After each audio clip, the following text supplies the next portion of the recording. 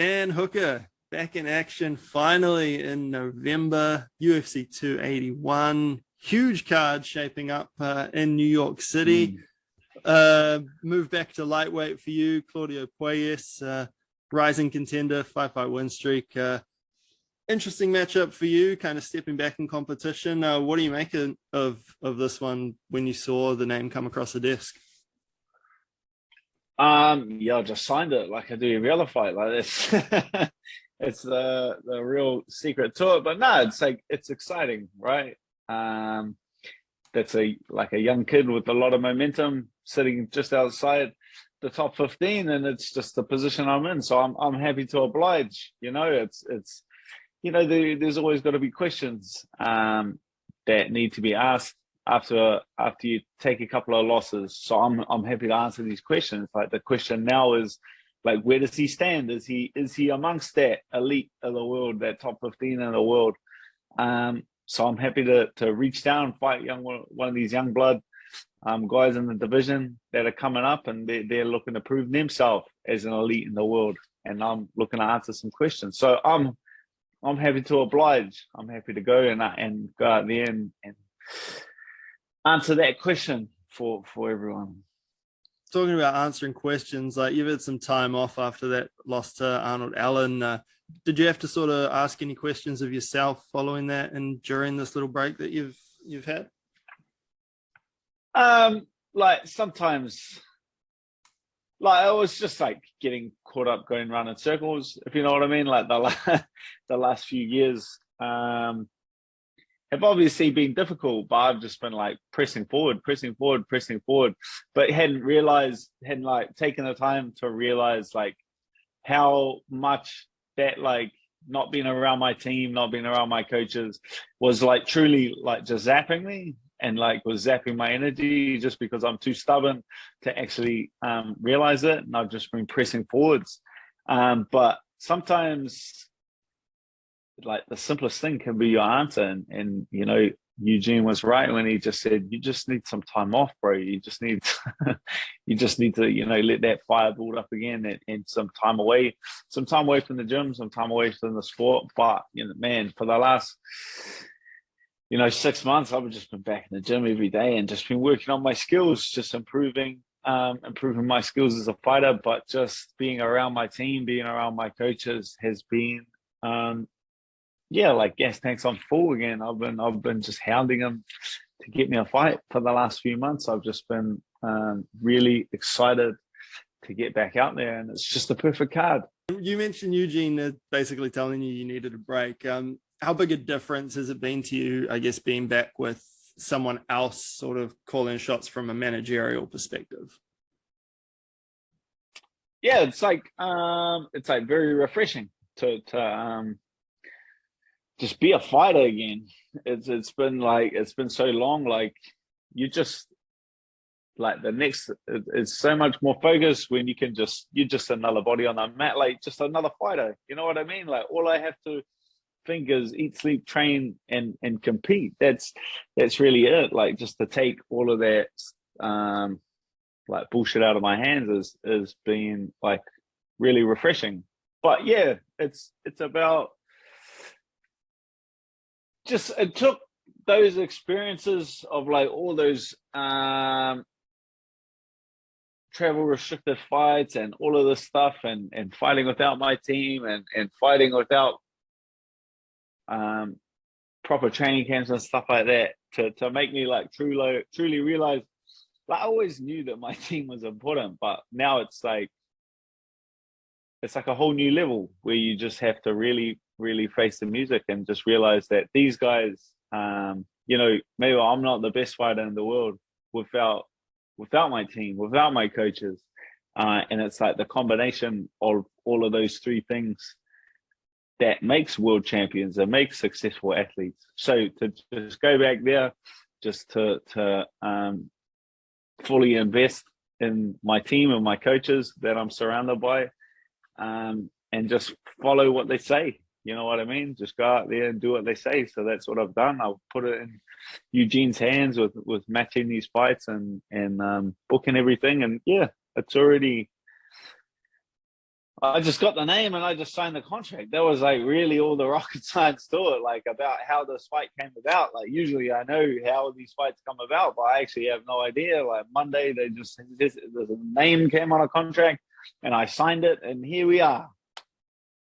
Just a standard Dan Hooker fight booking then. How many fights you got left on your current contract? I think like four more, I think. I don't know. No, it's good. Just one of those things, checking from time to time, see where things are at in the process. In terms of, like you mentioned, the last few years have been pretty rough in terms of, outside circumstances. Do you ever get like frustrated looking back on that time when you think, you probably had the 4 biggest fights of your life and you had to do it under these circumstances? Nah. Like it was one hell of a ride. Like I'll tell you that much. Like it's not like it could have gone the way I thought it might go. You know what I mean? Like it's big risk and big reward. Like I definitely don't regret taking any of those fights. Like we were all in the same boat, right? Like we were all put in the exact same circumstances. We were all, like, I'm talking about like people from New Zealand, especially, and people from this side of the world, where we all had to stay in our houses and do what we're told and like this and that. And I just went out there and chased it the most I possibly could. So I have absolutely like no regrets about it. It's definitely not the best circumstances, but we were all under those circumstances instead of, and I could have just done what a lot of fighters did and just sat back and waited and protected my number and played it safe. But no, instead I like went out there, worked my ass off, pushed through, and put my family in a very comfortable place. You mentioned protecting your number, and there are fighters out there who do protect their number. As a fighter, can you kind of just sort of, I don't know, give your take on other fighters doing that? Because I know there are a lot of frustrated sort of young guys sort of coming up the ranks now who are like waiting for that opportunity. I know Sarukian and Gamrot were a couple who sort of had to wait a little while before they got a shot. What's my view on it? Yeah, on guys protecting their number. But fire up, Dan. Fire up. Yeah, but now these idiots have numbers. They're going to protect their numbers. Like it's just like everyone. It's just like obviously, like when you're on the come up, you're just hungry. You know what I mean? Like you're just a hungry young kid who wants one of these bigger name guys to take a fight against you. And then once you actually become a bigger name guy, there's 20 other younger kids chewing off the bit to get a piece of you. Like it's just the life cycle of our game. It's just the nature of our game. But it's like, yeah, it's funny. Like you can see it playing dividends for a lot of guys. You can see a lot of people playing the game very smart and getting a lot from that, or getting a lot out of it. You know, it's not so much the cards you're dealt, but kind of how you play them. Fair enough. And when it got announced that Israel was fighting on this New York card, had you already sort of put feelers out to get on that card, or was it more, all right, well, if Izzy's kind of building toward this one, let's just stack this one with guys from the gym? Man, I've been trying to get in a fight with someone since August. Like it's been a long way. It was August, September, October. Yeah, this is not when I wanted to wait around and fight. Like I've been chomping at the bit. I said, oh, November, oh, October, you know, like it's been just continually getting pushed back. So this is as long as you can possibly make me wait, but it's like looking like it's working out for the best. Like this is what I said, right? Like reinvest with the team. I get to prepare with my coaches. I get to prepare with my team, and not only get to prepare with them all. We get to go over there as one big family, one big unit, and put on a show. How much have you seen of Claudio and what he's been doing lately? Nah, I haven't really had a look yet. I remember watching his fight with Clay Guida, and then he like kneebarred him, and then I've seen he's got like he's is it like 2 or 3? So I think it's 3 like kneebar finishes in the UFC, which is like a pretty interesting submission to continually catch guys, especially at that level. Like that's something you just don't see, that often. So it's definitely yeah, like he's definitely a challenging opponent. Like five fight win streak in the UFC. That's like a lot of momentum, and that is really what this fight is about. Is getting momentum. Is starting that momentum off properly, starting it at a foundation level. That's why I say, like brick by brick, we'll build it back. You know what I mean? It's not as easy as just like I was a fight or two ago where you just win one and get back in the mix. You know what I mean? I feel like there's a lot of work that needs to be done. So you just got to humble yourself. You just got to take it on the chin, not let your ego get the better of you, and just start back at the foundations, man. So that's why I've just been in the gym, working on my skills in every area, adding new things to each tool. Like nothing is ever complete. So it's just about becoming a more well-rounded fighter and putting yourself back in the mix. But that starts with this bloke. I don't want to butcher his name, but Claudio. We'll go with Claudio, the kneebar kid. I'm going with the kneebar kid. Yeah, I'm sure he won't mind that tag at all. In terms of having to sit out, coming off a couple of losses, how MMA fans are. You're only as good as your last fight, and a lot of people have been calling you kind of washed. Have you seen all that, and are you kind of looking forward to going out and showing them that they couldn't be more wrong? That's not necessarily like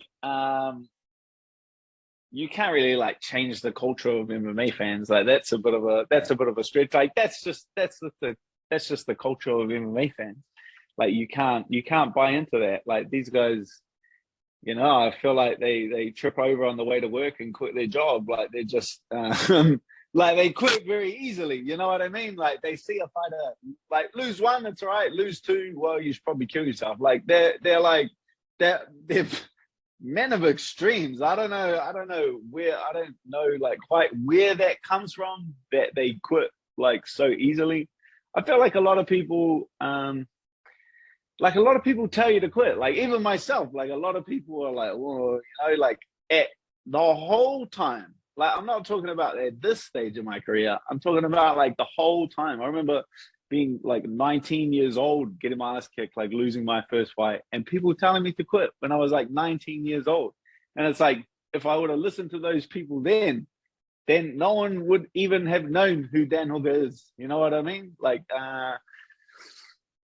you can't like listen to other people and let that like influence you. And most of the time, the people screaming the loudest for you to quit have had someone say it to them in the past.